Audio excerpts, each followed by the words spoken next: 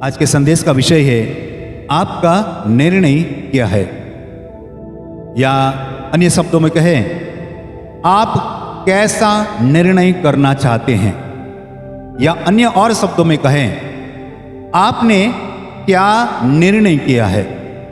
और कुछ शब्दों में कहें तो इस तरह से कह सकते हैं क्या आपने सही निर्णय किया है। जीवन के हर समय में, हर क्षेत्रों में, हर पलों में हमें कुछ निर्णय करना होता है, कुछ डिसीजन लेना होता है, और वो डिसीजन हमारे जीवन में सफलता या विफलता ला सकती है।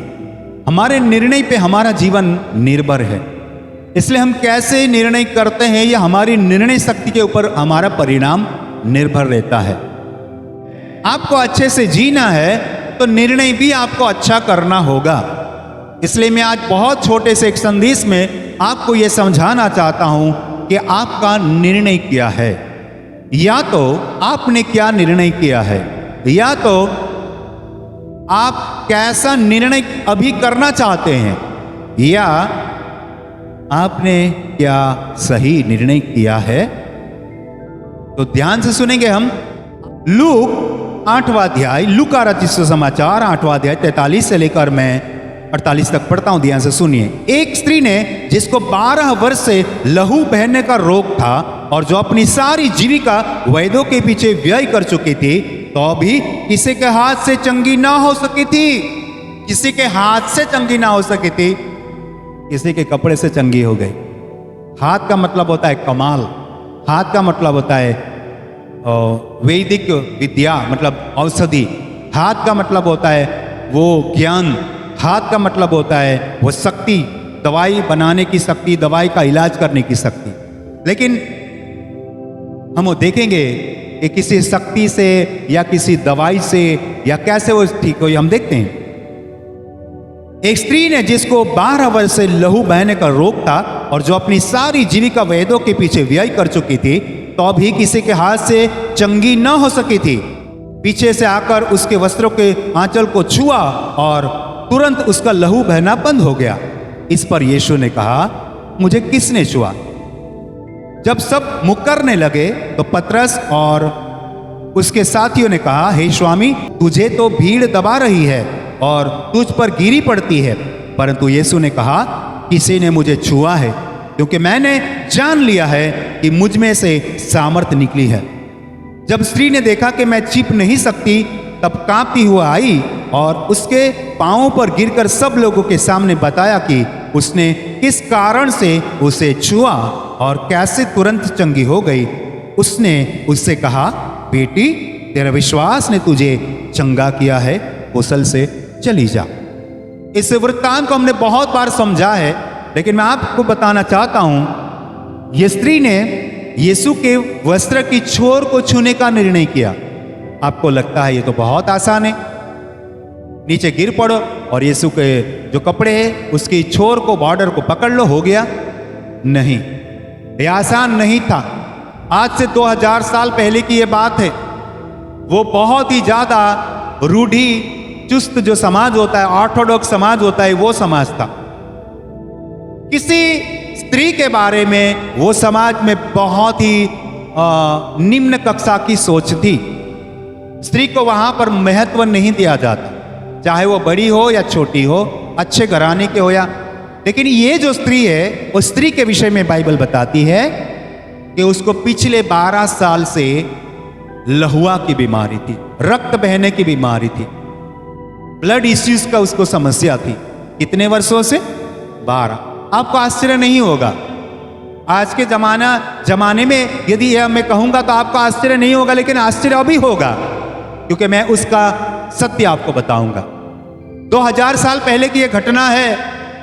आज के जैसा जमाना नहीं था मॉडर्न। वो यदि किसी व्यक्ति को लहुआ की बीमारी, रक्त बहने की बीमारी जल्दी ठीक नहीं होती है, उसके 2 कारण समाज में दर्शाए जाते हैं।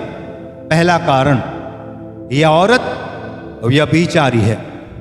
दूसरा, जो अशुद्ध होते हैं, लहुआ के रोगी लोग अशुद्ध कहे जाते हैं। बाइबल के अनुसार देखा जाए तो जो कोढ़ी लोग होते वो अशुद्ध होते, वो मंदिर में नहीं जा सकते।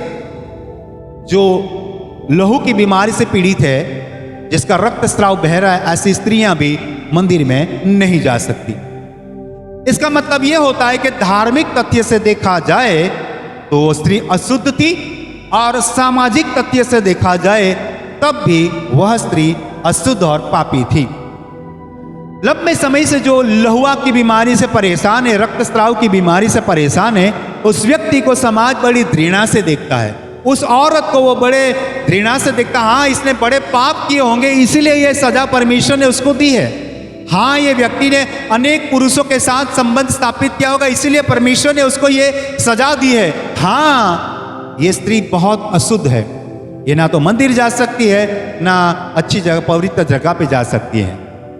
और वो अशुद्ध लड़की जो समाज में घृणित व्यक्ति है, एक सामने जो आध्यात्मिक गुरु है, जिसको लोग भविष्यवक्ता मान रहे हैं, जिसको लोग गुरु मान रहे हैं, जिसको लोग सुन रहे हैं, जिसके पीछे लोग दौड़ रहे हैं, ऐसे पवित्र व्यक्ति को वो व्यक्ति छू नहीं सकती। लेकिन वो स्त्री उस आध्यात्मिक गुरु को छुए, वो सामाजिक रीति से शक्य नहीं था। क्यों? या तो वो घृणित व्यक्ति थी, या तो वो अशुद्ध व्यक्ति थी, या तो वो पापिणी व्यक्ति थी। इसके कारण उस स्त्री को हक नहीं था कि किसी जवान और कवारे व्यक्ति को, किसी आध्यात्मिक गुरु को वो पकड़े। सामाजिक रिवाज से और आध्यात्मिक रिवाज से वो अशुद्ध औरत किसी जवान लड़के को छू नहीं सकती थी।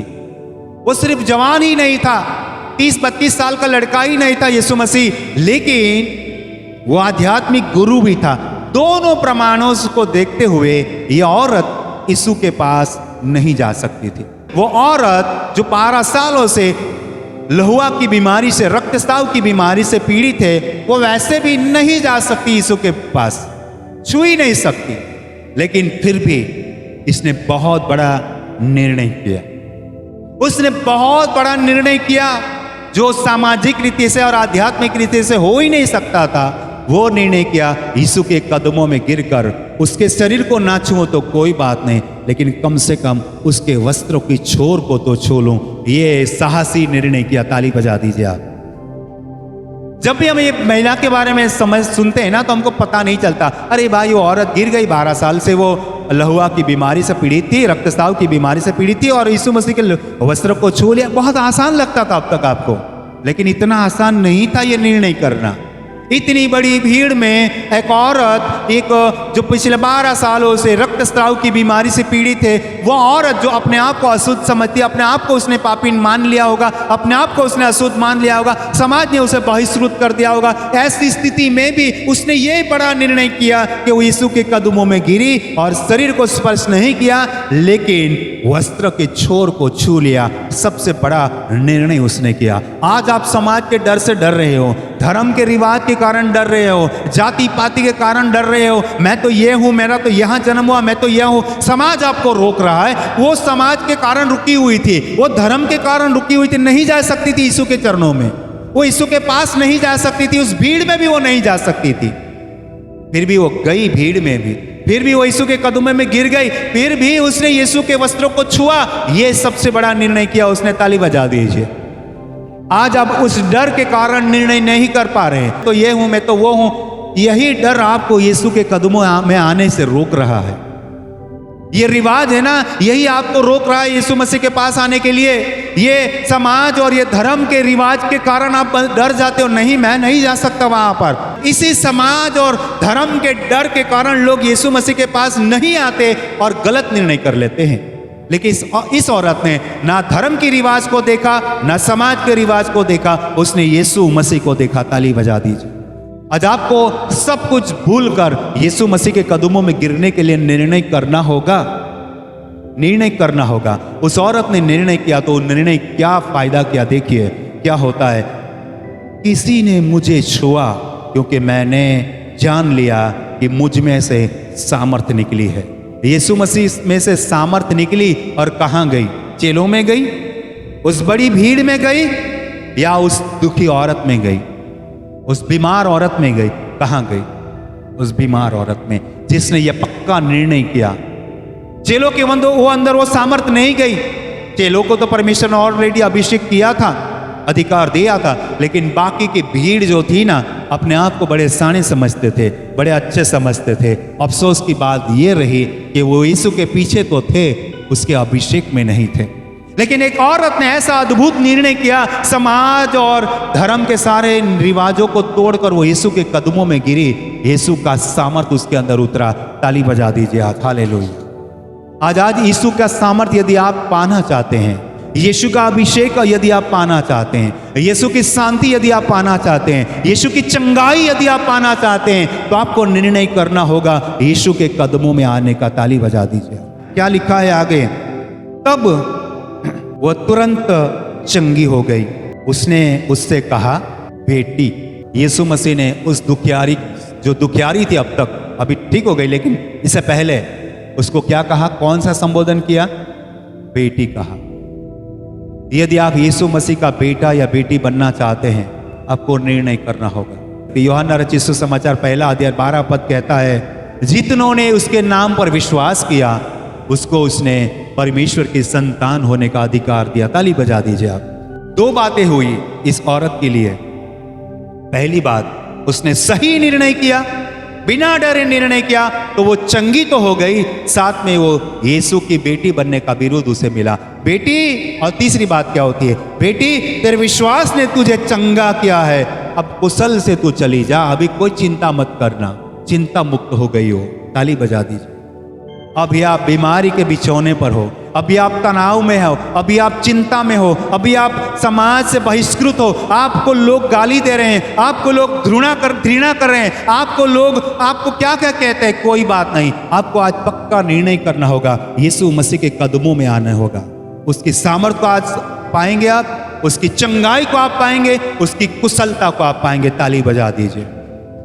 एक निर्णय से 3 फायदे हो गए। पहला, सामर्थ्य मिला, दूसरा, चंगाई मिला, तीसरा, वो बेटी तो बनी, लेकिन तीसरा फायदा ये हुआ, उसको कुशलता मिली, भलाई मिली, अच्छाई मिली।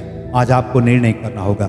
मत्ती रचित सुसमाचार 9 अध्याय और 9 से 13 पदों में, वहां से आगे बढ़कर यीशु ने मत्ती नामक एक मनुष्य को महसूल की चौकी पर बैठे देखा और उससे कहा, मेरे पीछे हो ले। वह उठकर उसके पीछे हो लिया।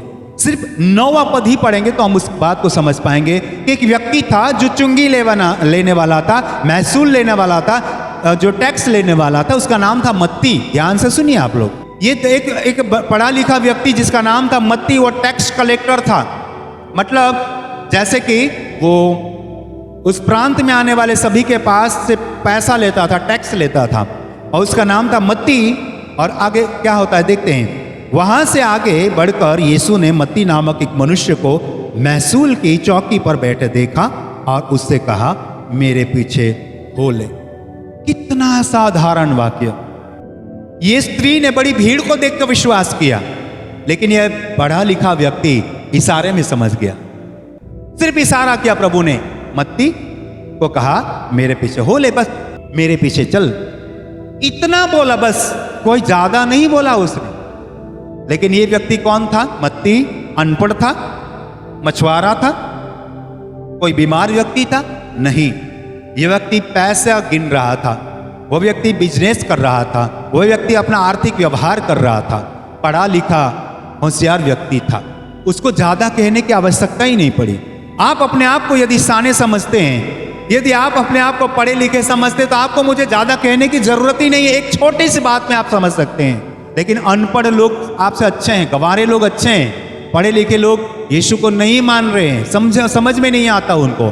लेकिन यहां पर जो उदाहरण मैं दे रहा हूं मत्ती का, उसने जो निर्णय किया, बहुत अद्भुत निर्णय किया। यीशु वहां से गुजर रहे थे, उस बड़ी भीड़ में वो मत्ती था जहां पे ऐसा वो गिन रहा था। लेकिन उसी तरह वहीं से यीशु मसीह जा रहा था अपने चेलों के साथ।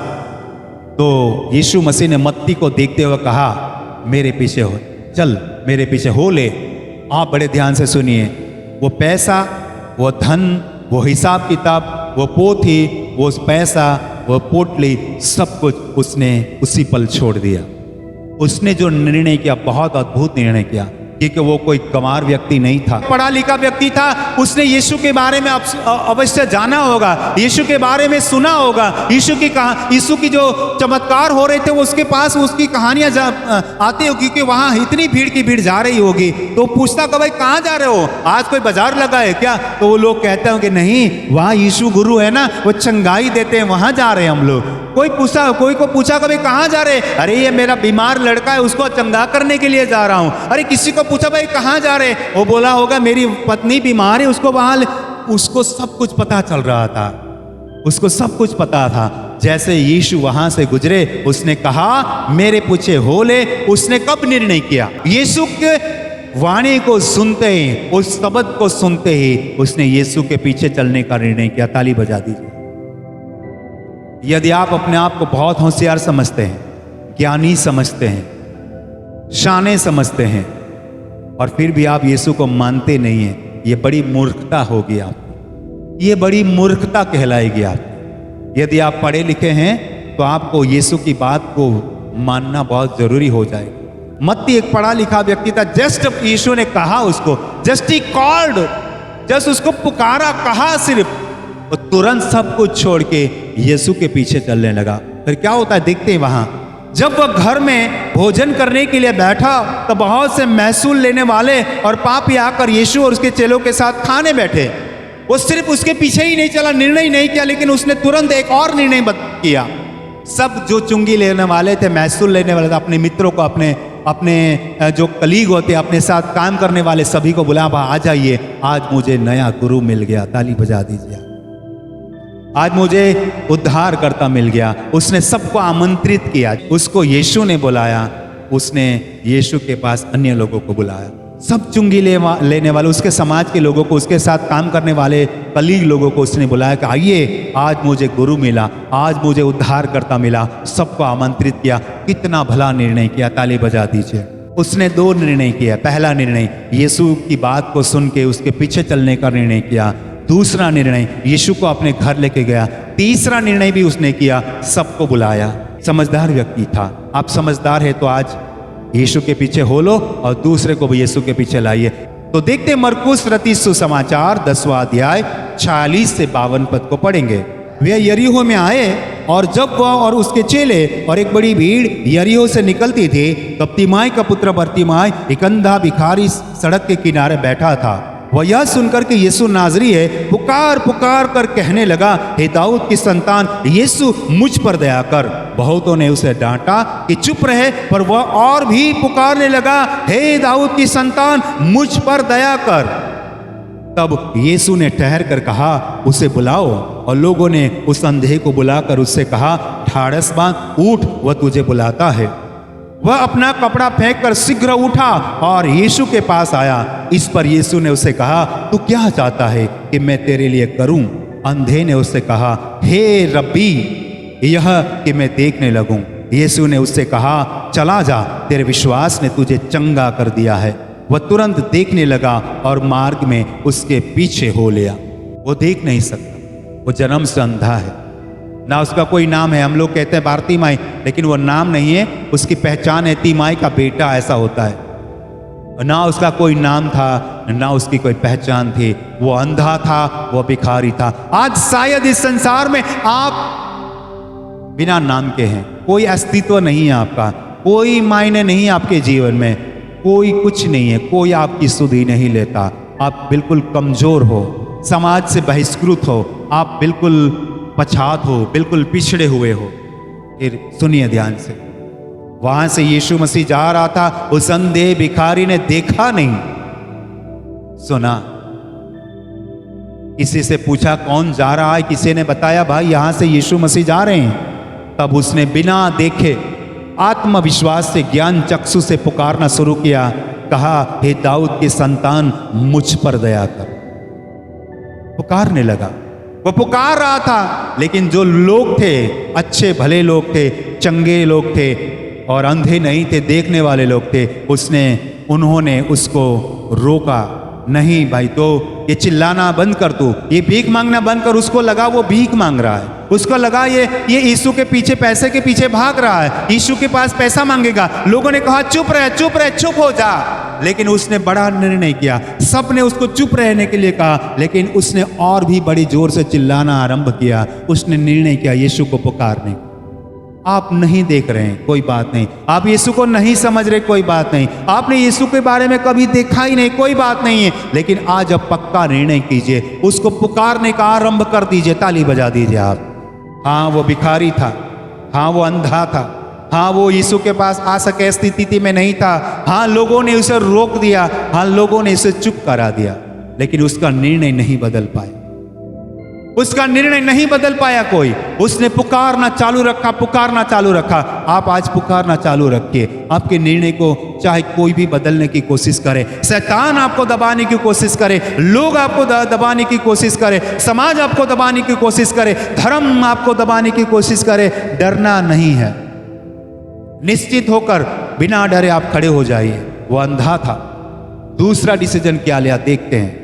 पहला डिसीजन उसने पुकारने का लिया। दूसरा निर्णय उसने क्या किया देखते हैं। क्या कहा? यीशु मसीह ने कहा उसे बुलाओ, और लोगों ने उसे अंधे को बुलाकर उससे कहा ढाढ़स बांध, उठ, वह तुझे बुलाता है। वह अपना कपड़ा फेंक कर शीघ्र उठा। पहला निर्णय पुकारना था, दूसरा निर्णय था उस जगह से उठना था, तीसरा निर्णय उसने क्या किया? और यीशु के वहां पर लिखा है वह अपना कपड़ा फेंक कर शीघ्र उठा। पहला जो निर्णय था वह पुकारना निर्णय था। दूसरा निर्णय था वो कपड़ा जो था मैला गैला वो सब कुछ फेंका उसने। और तीसरा निर्णय था उठा। आप आज कमजोर हो, आज आप अज्ञानी हो, आप चाहे किसी भी धर्म के अनुयायी क्यों ना हो, आपको यीशु के बारे में बिल्कुल मालूम नहीं है, लेकिन आज उस पाप के कपड़े को फेंकना होगा आपको। पहले तो यीशु को पुकारना होगा। दूसरा, ये पाप, रिवाज, धर्म, ये सारी चद्दर को फेंकिए, कुछ काम की नहीं है वो। लेकिन उस व्यक्ति ने, अंधे व्यक्ति ने बहुत अच्छा निर्णय किया। उसको पुकारना आरंभ किया, पुकारना आरंभ किया। लोगों ने उसे रोका, फिर भी उसने पुकारना चालू रखा। दूसरा, उसने वो कपड़े को फेंक दिया मैला घेला। और तीसरा, वो उठा, दौड़ा, उठकर दौड़ा और यीशु के पास आया। चौथा निर्णय था यीशु के पास आया। चौथा निर्णय था यीशु के पास आया। इस पर यीशु ने उससे कहा तू क्या चाहता कि मैं तेरे लिए करूं? उसने पांचवी बात जो करी वो करी, हे रब्बी कहा। उसको गुरु मान लिया। उस बिना देखे उसको गुरु मान लिया। ताली बजा दी।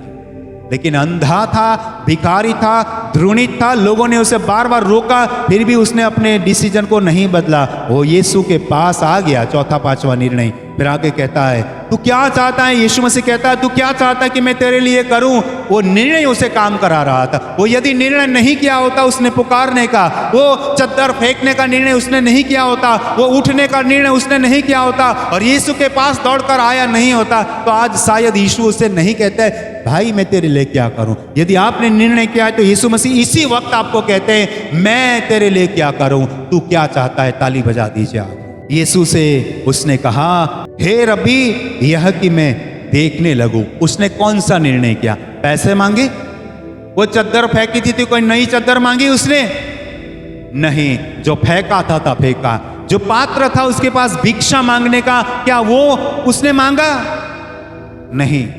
उसने मांगा जो सबसे बड़ी आवश्यकता थी, जो निर्णय था वो था दृष्टि मांगी। आप आज निर्णय करिए, यीशु मसीह से मांगिए, प्रभु से कहिए प्रभु जी मुझे वचन को समझने के लिए निर्णय शक्ति दे, मुझे वो समझ बुद्धि दे ताकि मैं आपको देख सकूं।